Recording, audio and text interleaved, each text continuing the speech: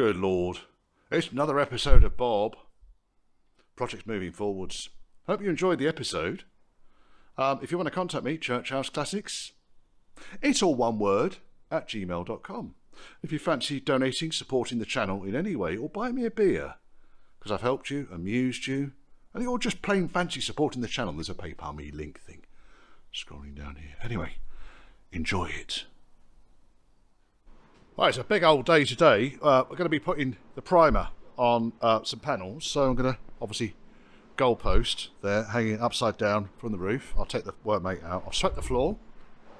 What a flipping mess that was. Yes, so the dust has settled everywhere apart from the floor. I need to have a proper good clean in here.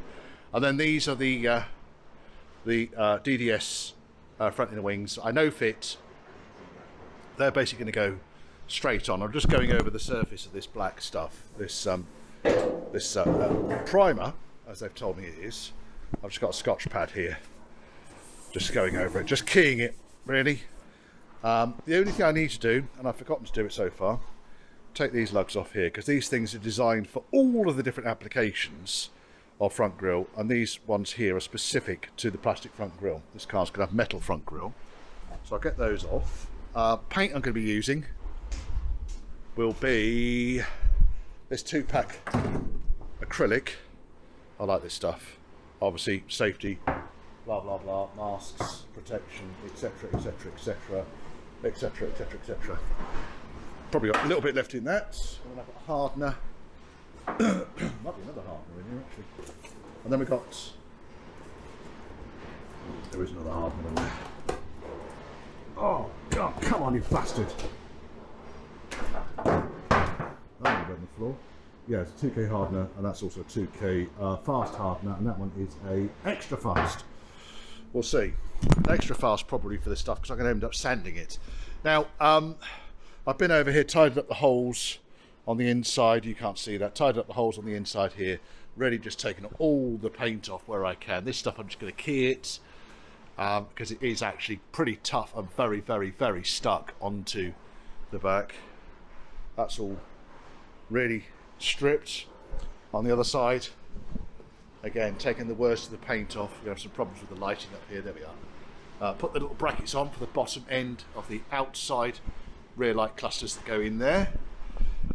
I've not put the little closing piece in there yet, because I wanted to paint underneath it. It's a common rot spot on these cars, so paint that first, and then I'll fix the piece on. And then the rest of it really is where it needs to be. There's a couple of places where I'm going to need to apply some filler. Most of it I tried to get it really where it needs to be, but once the primer's gone on, a seam sealer, there may just be a little skim of filler over these bottom edges which can be visible. I put the little lip on there. I don't know if you can see that little lip that's gone on both sides. Yeah, right, let's get on with some painting. So I've just got to, like I say, just take these 2 tabs off here, scotch this back, because the surface looks like this, and really you want to key it for the primer to be able to stick to it, and I'm happy with that. Then I'll go over it with a panel wipe. Now panel wipe does contain silicone, so I'm going to, for the top coat, I'm going to actually use a degreaser rather than a panel wipe. But certainly, my paint shop has got 4 different codes for Tuscan blue. I'd imagine it's just variations, different shades. Now I can do a scan on that if I absolutely have to, but I'd rather get the codes. I can take that piece up to scan anyway. It's going to provide even more use. There you go. Right, cracking on. I shall let you know when this lot's been painted. It's pointless me filming it because it's just shitloads of stuff for me to edit out because of the background noise. Oh look, I didn't do that bit very well, did I? That's going to have to come off. I thought I'd done all that. Yeah, good job on walking around, isn't it? A little bit of rust to treat there as well. I'll get that treatment on. Right, a day of this. Then I'm going to get that side frame off. As soon as these are painted and it's gone off, it takes a couple of hours for it to go off. I haven't got any heaters down here, and Steve will be using his. I need to get this side frame off.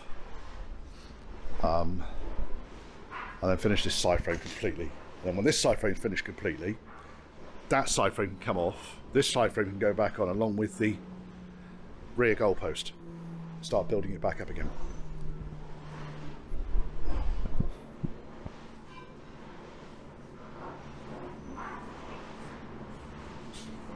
There you go. Ball. Ta-da! Right, so that's the last of the primer gone on there. It's not gone on too bad. This stuff, it's a filler primer, it tends to go on like porridge, but there's going to be a little bit of flashing back required on that. I had all sorts of problems with my gun today, paint gun. The air wasn't going through it, there's something wrong with the trigger. It's been ages since I've last used it. I need to get myself a decent bloody paint gun for putting primer on. I've got a decent one for the top coat. Now, this thing actually doesn't look too bad. Most of this area you see down here is hidden by the side frame. Little bit of filler down there just to tidy that area up, and that area, tiny bit of filler there, tiny bit of filler there, and on the outside just really a little bit of filler around where I've welded in. You can see there's a few pinholes there. I'm not going to bother welding those, you can just have a little bit of filler. I didn't find that before, I didn't notice that before. Now on this side here, the side piece does go over it, but I didn't notice that fucking great dent there that someone's put in. A little bit of body seam sealer down here into these gaps, smooth that over. And likewise on these, they just need seam sealing. So really anywhere that's on the underside, not on this top edge, but on the underside, I'm going to seam seal, because on this top edge you kind of want it looking a bit tidy. You can see an awful lot of what's in here, and the same goes for that one. I'm not going to turn them over at the moment because this paint has only just gone on, and well, it's not too bad. I'll still leave it though. I'm not going to do anything with it till tomorrow. Oh, I've painted my big Doug hammer, look. Right, that's that. While I've been doing all this, I've been trying to sort out a big old kerfuffle with my oldest son, who's done himself a neck injury, we think now, bench pressing stupid amounts of weight. It's a twat. Anyway, he's at home. He didn't do it at home, he did it last week, maybe a bit before that. Yeah, this will be alright, look alright with a bit of coat on it, coat of paint on it.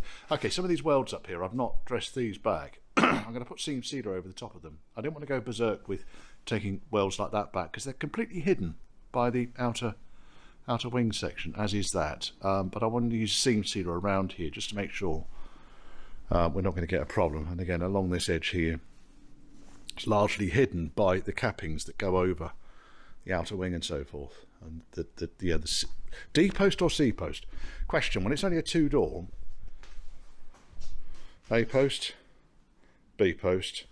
So traditionally on my car, because I've got a C post here for the back doors, that would be the D post. So that's why I call it a D post all the time. But apparently not.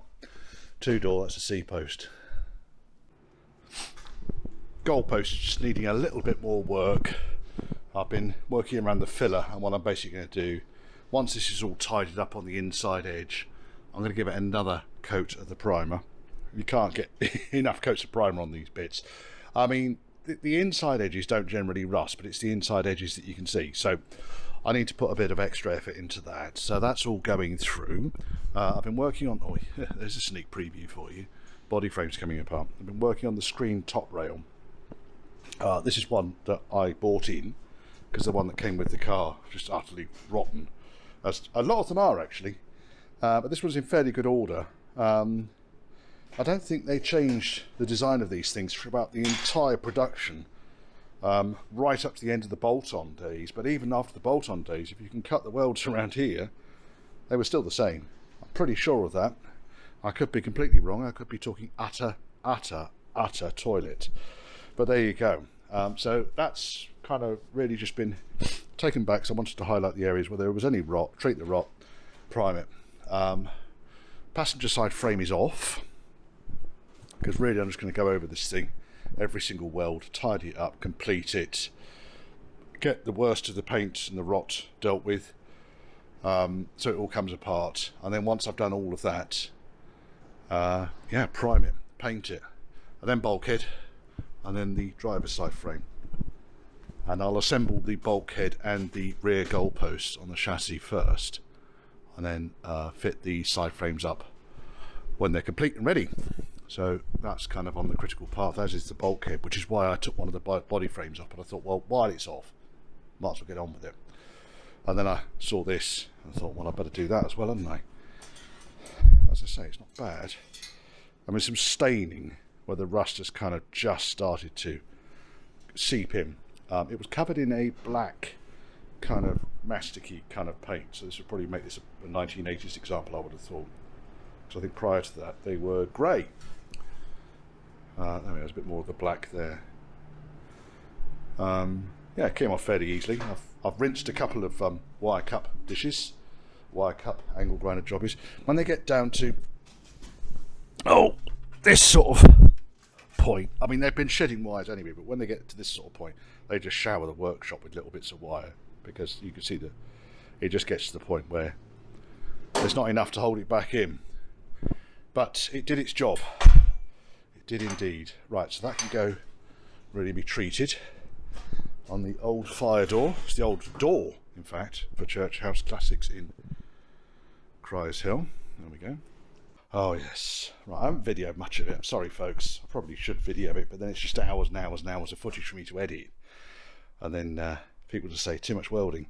But basically just welded the boot floor to the sill edge. Been pelling in some holes around the back edge of that. Welded the top of the B post, the top of the A post, and the top of the C post, as I now know it's called, and to the bottom. All these welds need tidying up. I just want to get the thing structurally solid and intact before I go berserk on dusting welds back. Quite happy with all of that. Just flip it over now.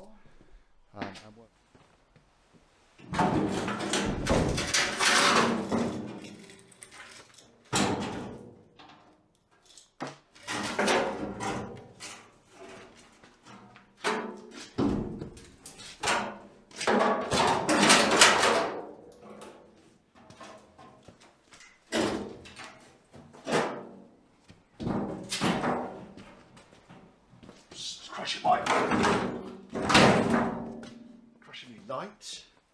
Good work, Richard. Yes. Right. Now I can see what he's doing over here. So let's bring you down and you can have a look.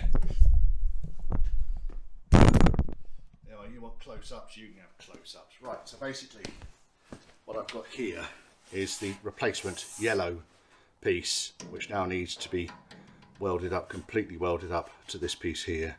So I put a bead up in here, weld across there, and then similarly top of the bead post, sorry folks, no cameraman here today, put a bead along there, bash that back so it's then in line, and the D post, or the C post, whatever you want to call it, is largely done. Right, and then on the C post, you can see where the welds are penetrating through nicely. Put that piece in there, and that will give the back end here a lot of structure. The last thing I want to do here is take this whole fucking thing off. It's just an absolute shambles. Make up of the UL section that goes right up and over this end here, which is what it should be. So all that's going to come off. I'll be done tidily. Here, down this edge, it is all welded on. It was done with the old welder. You can see it's really gross, but you can't see any of it, so I'll just clean back the weld, make sure it's properly seam sealed, and put it together. Then, when I've done all that, I'm going to need to make up, I'll probably need to actually put on the rear wing, secure the rear wing along the top and along this edge, and then work out what I need to do with the bottom of the B post. Bottom of the A post is largely there, and then a huge order from Famous 4 just turned up. That there, that's a door skin for the door, which has been, there it is, for that door. Brand spanking new door skin, amongst other bits and bobs. Yeah, sort of getting back into my stride with this. I've had a couple of days of kind of fraught tension. Right, while I'm here, these end pieces that I welded on here, you can clearly see the difference between the height on that and that. So I'm going to shave these bastards down too. So I'll measure what the height is from the deck, shave them. These two are the two right at the very back there, which you can see. Waiting patiently here. And then cut tank, drop tank down at the back, welding new bracket. Happy days. Toot, toot, toot, toot, toot. Right. Okay, I did a great load of videoing yesterday and none of it came out. So really what I've been doing, finishing off the exposed areas which you can see when the doors are open, and getting those into a state where just the lightest skim or filler is going to tidy up these faces prior to paint. A little bit annoyed about that dent. I don't know what I'm going to be able to do about that. That might just end up being a bit of filler goes over the top of that. But on the whole, it's in really good shape, this A-post, apart from the reverse side. Now, on the reverse side, the key thing about this area is it needs to be watertight. It doesn't want to have unnecessary mud or dirt traps or even moisture traps, because it's exposed. Pretty much everything that comes off the back wheel goes down the inside edge of the outer wing, which goes there, and the inner wing, which goes here, and all the road crap just flies straight in. Later cars dealt with it by putting a plastic guard in, but then that came with its own problems, really. So I've not quite finished all this area yet, but there's going to be a lot of, I mean, all the welds are solid. I've ground them back where I possibly can to stop mud and shit sticking in there. I still need to do a little bit of work down here, but on the whole, I've been concentrating on the shut faces on both sides, on the B post and on the A post. And on the B post here, really just checking the entire length. I fashioned this piece last night. I haven't ground back the welds. That's today's job. And on the goal post, really what I've been doing up here, I don't know if I've said it before. If I haven't, brilliant. If I have, I'm going to have to edit all this out. But this whole edge here is visible when you're inside the car. Now, when you're looking in the rear view mirror, you can see all this shit. So it's nice. It's important that it looks good. I mean, obviously, the seat comes up to it, so you're going to see those bits. Hey, there's a bit of buoying. But really, it's just a case of preparing all of this lot, making it look good prior to paint going on. So we're now at the phase I wanted to be at on Friday, and it's Monday lunchtime. There you go. And yeah, so the whole body frame is now off the car. Driver's side frame is here. Passenger side frame over there. I haven't done anything more with this other than just prop it up, because I'm starting to look at what needs to be done on the inside edges, top edges and so forth. Not a huge amount. Doors rattling, big piece of wood is already in place. Apologies for the door rattling. Bulkhead, I'm going to attack this afternoon, I think. I think most of this just needs cleaning back, and I'll lob a coat of primer over it. Treat the rust where it just some of the bare steel started to rot. But just once the weld's tidying up, and I can lob some primer on that, and that can go straight back once it's got the top coat on it, of course. Right, fuel tank. What I've done here is with my welding, grinding spark catcher out of the way. It's just it's a builder's platform, one of these things that I've just strapped one of the fire blankets that Dale donated. Thank you very much, Dale. And this is the remains of the plastic fuel tank bracket that goes up here like that. It's chopped top and bottom. There we go, it's gone. Now, I've got my dad's car as a reference, but pretty much what needs to happen now, let's go the right way up, Richard, because it's going to be a lot easier, is to just put an L section along here, because the fuel tank needs to mount, or the lip needs to mount down here and not up there. It's going to drop it a whole inch. So I'll get that sorted out. And then the other thing I want to do today really is chop these fuckers off. They need to come down to the same height. I don't think that was actually the root cause of all my issues I was having, but while I've got it to this stage of being stripped down, I might as well do that. Oh, there's my bloody socket bar. I've been looking for you. Right, so then once these have got into paint, they can go back on again. Woohoo! Right, so it's just a day really of fiddling and faffing about. and it's, considering it's May the 3rd, it's not very bloody warm today, I tell you, at all. Miserable, in fact.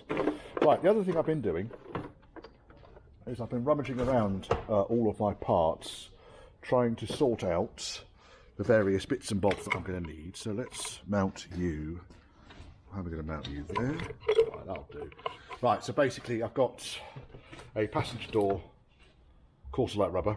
There's a piece of insulation that goes up behind the seat post, and I'm going to see if I can use that, because obviously anything that cuts down excess noise is going to help. These two pieces here and these two pieces here are the main metal components for the side windows. I've got, can you believe it, I have got two Corsa-Lites. Unfortunately they're both for the passenger side. One's got some rot on it, the other one is going to get used. Look at that one, that's a fucking beaut, that one. So I should use that one.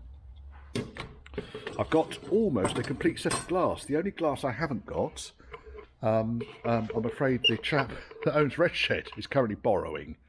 And that's because he's got Securisev glass on Red Shed and he wanted it triplex. So I gave him my clear triplex glass, and now I haven't got the Securisev stuff back from him. So I've got a complete set of clear glass, except for those two. So if anyone knows someone that's got the fixed windows, the ones that go back here, not the sliding ones, the fixed ones, I need a pair of those in clear as soon as possible. I'm going to get in touch with the usual candidates. I think Cornish Wreckers is going to be my most likely choice. He seems to have a lot of two-door parts in at the moment. Big cough there, Richard. Right. And then, like I say, it's just a case of going around doing odds and sods today. Pissing freezing. It's not going to take long to do this lot. I'm going to move this outside and do it on the concrete out there. Save me casting grinder sparks around. And then most of this area, just give me a wire cut brush just to take it back. I'll take all the clips off because I really don't want these firing around. And most of this stuff is just old underseal, old paint, mud, sand, and just general road shite. And then once that's done and in primer, go back on the chassis. What was? I said it already, Richard. You are a donkey. I'm out of steel. That's the last piece of steel I've got, so I'm going to have to go to the steel fabricator tomorrow. It's a chap up in Lane End I use. I get my welding gas from them as well, so I'm going to have to give them a shout. I need a square metre of 20 gauge, which is just under 1 mil, 18 gauge, which is just over 1 mil, and that's 16 gauge, which is too fat for the work I want to do. So I need 20 or 18 gauge for the work I'm going to do. For the back end here, for this, I'm just going to use a bloody great big piece of angle iron. I've got a fair amount of it kicking around because it's always useful. And this lot all came from Devon, you see. In fact, we can probably use that piece there. Look at that. What's that? Will it be big enough? I'm going to have to mount the fuel tank back in again. I have got a much larger piece than this. It's like a 2-inch box section. But effectively that wants to be chopped off and then be welded. So you can't see. That wants to be chopped off and then welded in. But down here, at the bottom. And what I'll do, because I've got Diana here, Dad's car's called Diana.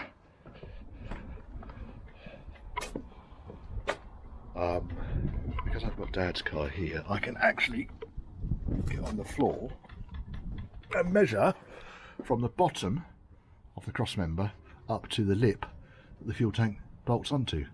And I think that that piece of steel is not going to be big enough, the one that I've got. This is a triangular section, very much like the one I've just cut off. I'm wondering, in fact, if I don't just weld... No, I can't weld it back on. It's all full of rust and everything. My brain's just farting out loud, don't worry. Big L section, and I might need to box it in on the open side. I'll see. It needs to be strong. Right, you can watch. Give you something to do, something for me to edit later on. Where can we stand you? Let's stand you on the chassis, in fact. Can you stand on the chassis? I think you probably will stand on the chassis. We might have to just stop recording while we're setting this up. Yes, you will stand on the chassis. Look at that. Oh, there we go. Can we go taller? Let's go taller so you're looking down on me. Right, let's stop recording, Richard.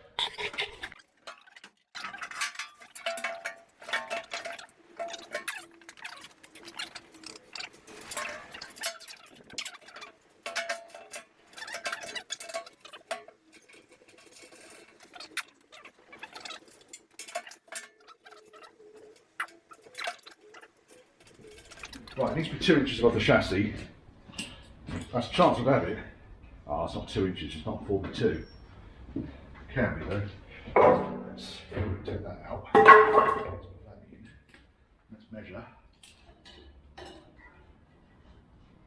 Back a bit, back a bit, back a bit. 2 inches. I'll do that.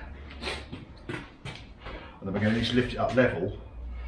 So what I'll do now is put this piece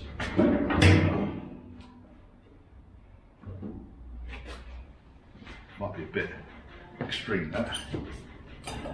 It is, can we drop below 2 inches?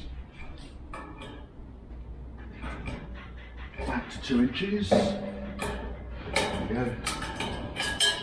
Spirit level. Spirit level. Slightly to go down a bit.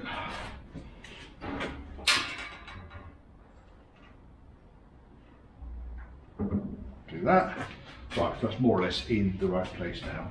And then I can see that that piece of bracket that I've got there isn't anywhere near big enough. Let's just do that again. About there. Let's go for a factor piece of angle bracket, which I have got. It's not really too much taller though. In fact, I think the bracket needs to line up more or less exactly to the bottom edge of where the plastic tank bracket is now. Fucking hell. Big face full of dust.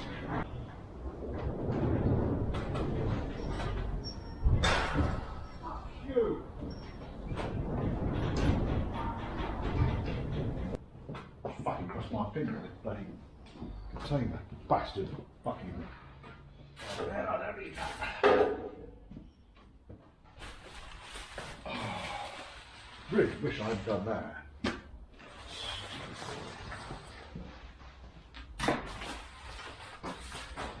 Now, I've got a feeling that this will. I'm going to have to cut quite a piece off it though. Or do I actually get a proper piece of anti steel in that's somewhere between that and that? It really needs to be, anti steel is going to need to be in the region of 2 inches, and this is 3 inches, or I just chop it up.